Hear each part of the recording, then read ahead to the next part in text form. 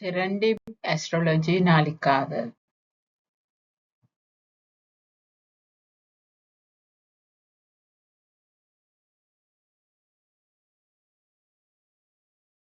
වෘශ්චික ලග්නයට අගෝස්තු මාසයේ ලැබෙන ප්‍රතිඵල පිළිබඳව අපි බලමු. මුලින්ම සෙනසුරු ග්‍රහය මීන රාශියේ 5 වෙනි භාවයේ ජූලි මාසයේ 27 සිට අගෝස්තු 20 දක්වා රේවති නක්ෂත්‍රයේ දෙවැනි පාදයේ ඔස්සේ තමයි ගෝචරය සිද්ධ කරන්නේ. ඉන් අනතුරුව රේවති නැගතේ පළවෙනි පාදයට පැමිණෙනවා. ඉතින් පූෂා දෙවියන්ගේ රැකවරණය ඔබට ආරක්ෂාව සුගතිය සලසන දෙවියා හැටියට මෘදු ප්‍රෝෂණය මාර්ගෝපදේශක ස්වභාවය ඔබගේ මනසට ලබලා දෙන කාලවකවානුවක්. පංචමේ මන්ද සංචාරයේ බුද්ධි භංගෝ සුතාර්ථී නාම කියලා පැහැදිලි කරන්නේ වෘශ්චික ලග්නයට 3 වෙන්නාධිපති 4 වෙන්නාධිපති සෙනසුරු ග්‍රහය 5 වෙනි භාවයේ පූර්ව පුණ්‍ය භාවයේ ගෝචරය සිද්ධ කරන්නේ වක්‍ර ගමනකයි යෙදෙන්නේ. ඉතින් අගෝස්තු මාසේ 20 වෙනිදා දක්වාම රේවති නක්ෂත්‍රයේ දෙවන පාදයේ තමන්ගේම නවාංශකයක ගෝචරය සිද්ධ කරනකොට බුද්ධිමත් ලෙස මූල්‍ය දීපල කළමනාකරණය කරන්න හැකියාව ලැබෙන කාලයක්. අගෝස්තු මාසේ 20න් පස්සේ පළවෙනි පාදයට ගෝචරය සඳහා පැමිණීම සිද්ධ වෙනවා. ඒ අනුව ඔබට ආධ්‍යාත්මික සිතුවිලි වර්ධනය වන කාලයක්. වැඩි වශයෙන් අධ්‍යාපනය සම්බන්ධයෙන් ගත්තත් උසස් අධ්‍යාපනයේ දෙන අයට යම් යම් බාධා මතුවත් සුළු බාධා උත්සාහයෙන් ජය ගන්නට පුළුවන් කාලයක්. දරුවන්ගේ සෞඛ්‍ය අධ්‍යාපනයේ වෙනුවෙන් වෘශ්චික ලග්න ඔබට වැඩි අවධානයක් යොමු කරන කාලයක්. ඒ වගේම ධනය ලැබීම ගත්තොත් නිශ්චල දීපල පැරණි ආයෝජන වලින් දිගුකාලීන වාසි අත් කරගන්න මේ කාලවකවානුව බෙහෙවින්ම ප්‍රතිඵල ලැබෙනවා. ගුරු ග්‍රහය කටක රාශියේ විශේෂයෙන්ම ඔබට වෘශ්චික ලග්නයට 9 වන භාවයේ ගෝචරය සිද්ධ කරනකොට අගෝස්තු මාසයේ 3 වෙනිදා දක්වා පුෂ්‍ය නක්ෂත්‍රයේ 3 වන පාදයේ ඔස්සේ ගෝචරය සිද්ධ කරන්නේ. ඉතින් නවාංශකය අනුව ගත්තත් ඔබට අගෝස්තු මාසයේ 3 වෙනිදා සිට පුෂ්‍ය නක්ෂත්‍රයේ 3 වන පාදයට පැමිණීම උච්ච නවාංශකයක ගෝචරය සිද්ධ කිරීම බ්‍රහස්පති දේවගුරුගේ ආශිර්වාදය සහ ප්‍රඥාවට ධර්මයට අධිපති දේවතාවා නැකත අනුව ගත්තොත් ආධ්‍යාත්මික ශක්තිය වැඩි, ධර්මිෂ්ඨ බව වැඩි. ඉතින් ඒ අනුව පුෂ්‍ය නක්ෂත්‍රයේ බලය එයයි. ඔබට බෘහත් සංහිතාව කියනවා මෙවැනි කාලයක නවමේ දේව පූජ්‍යස්ය සෝච්චේ පුෂ්‍යගමේ තත භාග්‍යෝදයෝ මහත් පුණ්‍යං විවාහ සුඛ සම්පදම් කියලා.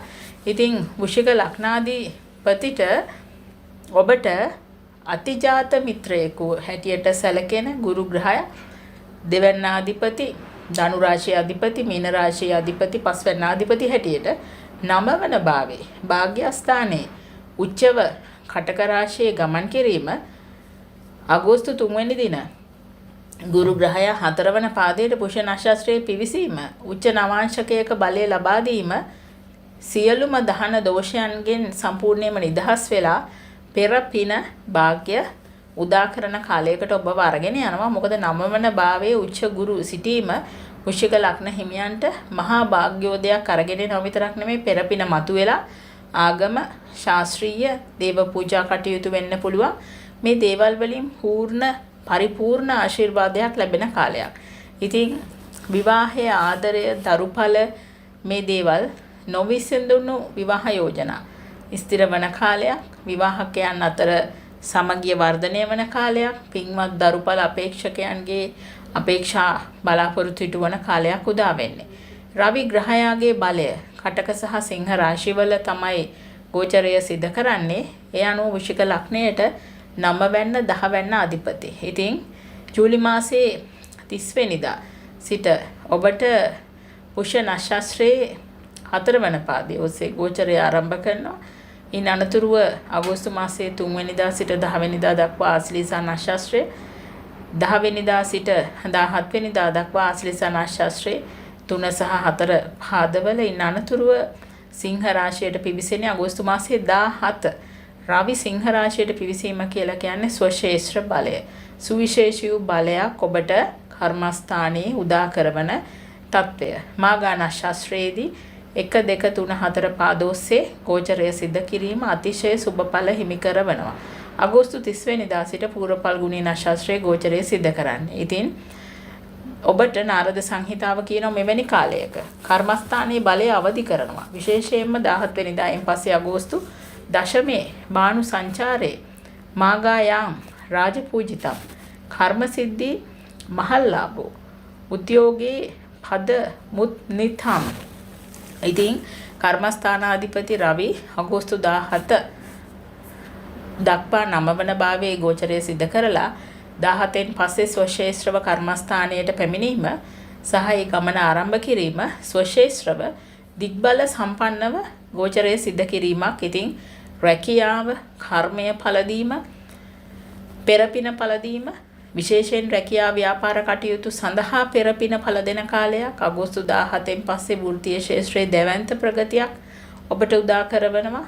වෘශ්චික ලග්න හිමියන්ට රාජ්‍ය අංශයේ උසස් නිලධාරීන්ගෙන් පැසසුම්, උසස් වීම, ගෞරව සම්මාන හිමි වෙනවා. ඉතින් ඔබගේ ජන්ම පත්‍රයේ සෙසු ග්‍රහයන්ගේ තැන්පත් වීමුත් මෙහිදී බැලිය යුතුයි. නමුත් ඔබට සමස්තයක් හැටියට මේ ප්‍රතිඵල අඩු වැඩි වශයෙන් හිමි වෙනවා. ඉතින් පියා සහ ගෞරවය ගත්තොත් පියාගෙන් පීතෘ පාර්ශවයෙන් උපකාර හිමිවන සමාජ ඉහළ පිළිගැනීමක් ලැබෙන කාලයක්. කුජ ග්‍රහයාගේ තත්ත්වයක් සුවිශේෂයි. මොකද මිථුන රාශියේ වෘශ්චික ලග්නයට 8 වෙනි භාවය. ඉතින් නැකත පාද නවාංශක ගත්තත් ඔබට මේ කාලවකවානුව තුළ යම් ආකාරයකට චන්ද්‍ර සෝම දෙවියන්ගේ මෘගශීර්ෂ නක්ෂත්‍රයේ ආන්ද්‍රා නක්ෂත්‍රයේ බලය ලැබෙනවා. තමන්ගේ ජීවිතයට පෞරුෂත්වයට තියුණු බවක්, වික්‍රමාන්විත බවක්, පරිවර්තනීය ස්වභාවයක් ජීවිතය ඇති කරන කාලයක්. අෂ්ටමේ බහුම සංචාරයේ රක්ත පීඩා භයන් තත පරාශර හිමි පැහැදිලි කරනවා. ලග්නාධිපති වගේම 6 වැනි භාවාධිපති කුජ ග්‍රහය මේෂ භාවයේ අධිපති 8 වන භාවයේ ගෝචරය සිද්ධ කරනකොට මෘගශීර්ෂ නැකතේ 4 වන පාදයේ ස්වකීයම නවාංශකයක ආන්ද්‍රා නක්ෂත්‍රයේ 2 වන පාදයේ ගමන් කිරීමත් නිසා ශාරීරික ශක්තිය, ආත්ම විශ්වාසය රැකෙන කාලවකවානුවකට ඔබව අරගෙන යන බව. Taman කරන දේ Tamanට විශ්වාසයි. ඉතින් සෞඛ්‍ය ප්‍රවේශම ගැන කතා කළා. රෝග, යන්ත්‍ර සූත්‍ර භාවිතය, යාන වාහන පදවනකොට කල්පනාකාරී විය යුතුයි. ඉතින් ලැබීම්, හදිසි ධනය 8 වන භාවයේ කුජගේ බලය නිසා නොසිතූ බලයක්, ලැබීමක්, උරුමයක්, මුදලක් සහකරු සහකාරියගෙන් වත් ඔබට මේ කාලවකවානුව තුළ ලැබෙන්නට තියෙන ඉඩකඩ වැඩි. ලැබීම බොහෝ දුරට සිදු වෙන කාලයක්. ඉතින් බුධගේ තත්වයක් මිථුන කටක සිංහ රාශිය ඔස්සේ ගෝචරය සිද්ධ කරන්නේ. ඉතින් අනුව පුනාවසු පුෂ්‍යා මාග නක්ෂත්‍ර ඔස්සේ සහ අගෝස්තු 29 සිට පූර්ව ඵල්ගුණී නැකත ඔස්සේ ගෝචරය සිද්ධ කරනවා. ඉතින් අනුව නවමේ බුධ සංචාරයේ භාග්‍ය වෘද්ධින් ඡත්‍රාන් සුකම් දශමේ කර්ම කුසලතා ඔබට ලැබෙනවා. 8 වැන්න සහ 11 වැන්න භාවාධිපති බුධ මාසය පුරාම රාශීන් ඔස්සේ ගෝචරය සිද්ධ කරනකොට යම් ආකාරයකට පරේෂණ කරන අයට අධ්‍යාපනයට ඉතා යහපත් කාලයක්. වෘශ්චික ලග්න දුවදරුවන්ට ගුරු සමග ගෝචරය සිද්ධ කරනකොටත් 9 වෙනි භාවයේ ඔබට උසස් අධ්‍යාපනය සාර්ථකයි. ඉතින් රැකියාව ලාභ විශේෂයෙන්ම අගෝස්තු මාසයේ 22න් පස්සේ කර්මස්ථානයේ සිංහ රාශියට පිවිසීමත් එක්ක ව්‍යාපාරික කිවිසුම්, ලේඛන කටයුතු, වෙළඳපොළෙන් පවා ලාභ හිමිවන කාලයක් උදා වෙන්නේ. පෙරපින අවදි වන කාලයක්. දීර්ඝ දුර වෙනත් රටවල් එක්ක සම්බන්ධතා ගොඩනගන්නට ඉතා සුබ කාලයක්. විශේෂයෙන්ම සුඛෝපභෝගී රටවල් සමග, සිසිල් රටවල් සමග.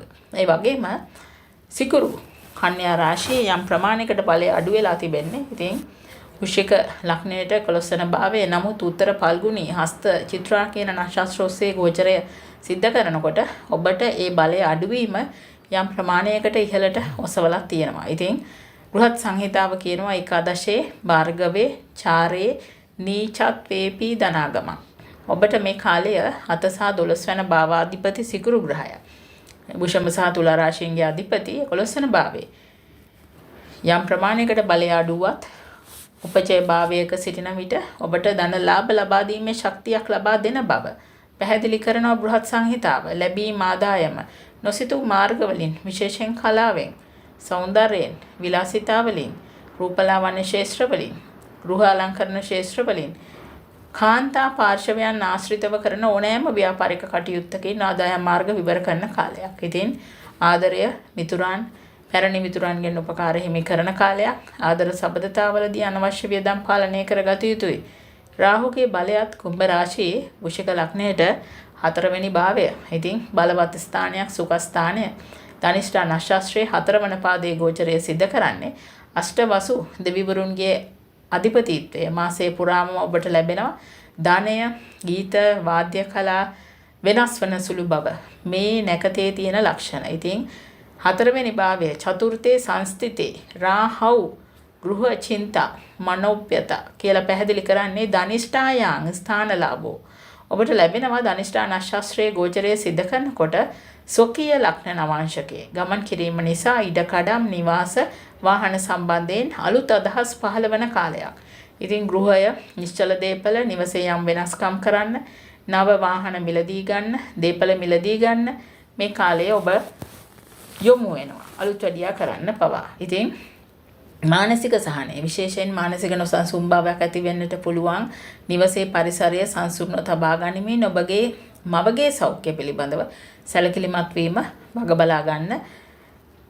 විශේෂයෙන්ම ඔබට බලවත් කාලයක් තමයි උදා වෙන්නේ. ඉතින් මවගේ සෞඛ්‍ය පිළිබඳව සැලකිලිමත් විය යුතු බව මම නැවත වතාවක් කියනවා. කේතු ග්‍රහයාගේ තත්ත්වය සිංහ රාශිය කර්මස්ථානය. ඉතින් ඔබට නැකත් හා පාදානුව ගත්තත් මාගා නක්ෂත්‍රය දෙවන පාදය දේවතාවා පීතෘ දේවතාවා. ඉතින් ඔබට පූර්වජ ආශිර්වාදය ශූඩනා ඥානය ආධ්‍යාත්මික විමුක්තිය ලැබෙනවා. ඉතින් නාරද සංහිතාව කියනවා දසමේ කේතු සංචාරයේ කර්මස්ථානයේ තපෝ බලං පීතෘ පූජා සුඛං දධ්‍යාත් කර්ම සිද්ධි ප්‍රයච්ඡති කියලා.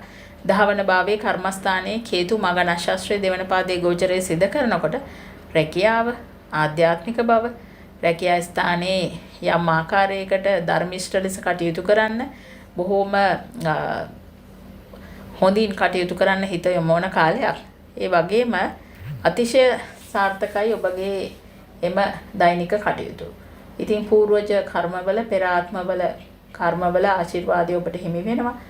මියගේ ඥාතීන්ට පින් දීම වැදගත්. මෙවැනි කාලවල වලදී නොපසු බස්නා බාධක නොපසුපටව ඔබට නොපෙනෙන බාධක සම්පූර්ණයෙන්ම දුරු කරගන්නට පුළුවන් කාලයක්. ඉතින් විවාහය ආදරය ගත්තාම ගුරුගේ උච්ච ගමන ඔබට විවාහ බලාපොරොත්තු ඉටු කර දෙනවා. යුග දිවියේ පරමාදර්ශී සතුටක් හිමි කරලා දෙනවා. ධනෙ ලැබීම් ව්‍යාපාර 11 වන භාවය 8 වන භාවය කුජගේ බලය නොසිතූ ධනලාභ ආදායම් මාර්ග විවර කරනවා. ගුරුගෙනුත් මේ සඳහා සහාය ලැබෙනවා. රැකියාව කර්මය පළදීම පෙර පින ගත්තාම ස්වශේෂ්ත්‍ර රවි අගෝස්තු මාසයේ 17න් පස්සේ උච්ච ගුරු පෙර පින මතු කරලා වෘත්තීය ජයග්‍රහණ රැකියාවේ ජයග්‍රහණ ඔබට අවදි කරනවා. අධ්‍යාපනයේ දරුඵල සෞඛ්‍ය උසස් අධ්‍යාපනයට දරුඵල වලට ඉතා සුබ කාලයක්.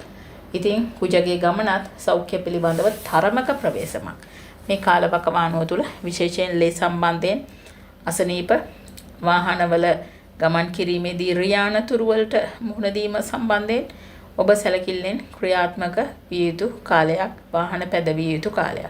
ඉතින් සියලු දෙනාටම සුභාශිංසනය ප්‍රාර්ථනා කරනවා. ඒ වගේම ඔබට මේ කාලවකවානුව සුබඵල ලැබේවා කියලා ආශිර්වාද කරනවා. ඒ වගේම මේ දක්වා සෙරන්ඩීප් ඇස්ට්‍රොලොජි නාලිකාවට සබ්ස්ක්‍රයිබ් කළේ නැත්නම් සබ්ස්ක්‍රයිබ් කරන්න, ෂෙයා කරන්න, කමෙන්ට් කරන්න. ගොඩක් දෙනෙක් කියලා තිබ්බ දුරකථන අංකය මං කියන්නම් 9476යි 028යි 62යි 71. සියලු දෙනාටම ස්තුතියි.